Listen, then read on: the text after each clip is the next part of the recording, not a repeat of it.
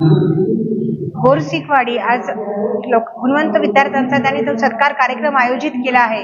हा अतिशय चांगली गोष्ट आहे, कारण ह्यामुळे ज्या गुणवंत विद्यार्थ्यांचा जेव्हा आपण सत्कार करतो त्यांना पुढे जाण्याची एक प्रेरणा मिळते.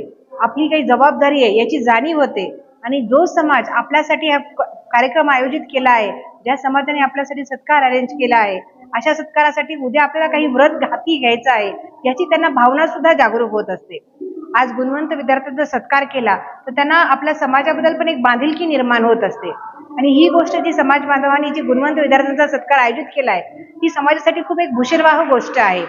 अशा पद्धतीने विद्यार्थ्यांचा सत्कार करावा आणि त्यांना पुढे जाण्यासाठी वाटचाल देण्यात यावी. विद्यार्थ्यांना प्रेरणा देण्यासाठी मला एकच गुरुमंत्र द्यायचा आहे की त्यांनी त्यांच्या याच्यामध्ये त्यांचं हार्डवर्क काम भरपूर करावं, प्रामाणिक राहावं आणि स्वतःला एक डिसिप्लिन लावून घ्यावी.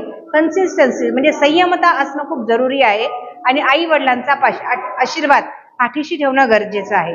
आई वडील काही आपल्याला चुकीचा सल्ला देणार नाही, त्यांच्या सल्ल्यानुसार त्यांच्या आशीर्वादानुसार वागावं आणि आपले प्रयत्न चालू ठेवावे. संयमता अतिशय महत्वाची. बंजारा हा फार तसा पाहिलं तर होतकरू समाज आहे आणि आता जी मुलं शिकतायत ती एकतर त्यांचे आईवडील शिकलेले तरी आहेत किंवा पहिल्यांदाच मुलं शिकत आहेत.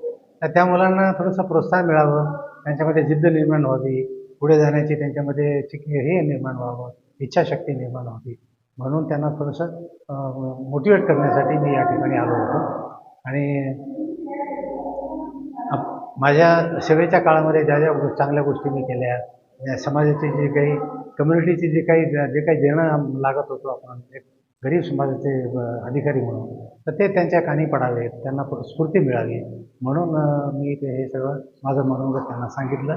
आणि मला खात्री आहे की ते निश्चितच या क्षेत्रामध्ये ते ज्या क्षेत्रामध्ये पुढे जातील त्या क्षेत्रामध्ये काम करतील, चांगलं त्यांचा उत्कर्ष घडवून आणतील आणि समाजासाठी प्रति देखील ते काम करत राहतील, त्यांची सेवा करतील आणि कम्युनिटी ॲट लार्ज जे कोणी ज्या कोणाला खरोखर म्हणजे मदतीची गरज आहे त्यांना ते देऊ करतील आणि त्यांना त्यांचा उत्कर्ष घडवून आणतील. हा त्यांच्या पाठीमागचा उद्देश होता. साधारणतः एक माझ्या मते एक 50-1 विद्यार्थ्यांचा इथे सत्कार होतोय आणि याच्यामध्ये SSC मधले गुणवंत विद्यार्थी आहेत, काही नीटमध्ये पात्र झालेले गुणवंत विद्यार्थी आहेत. असे सर्व विद्यार्थी आहेत, त्यांना स्फूर्ती मिळावी हा त्याच्या पाठीमागचा उद्देश आहे आणि ते नक्कीच त्यांचा फायदा करून घेतील. सर्वांना माझे नमस्कार. माझे नाव विदिता मनोहर राठोड.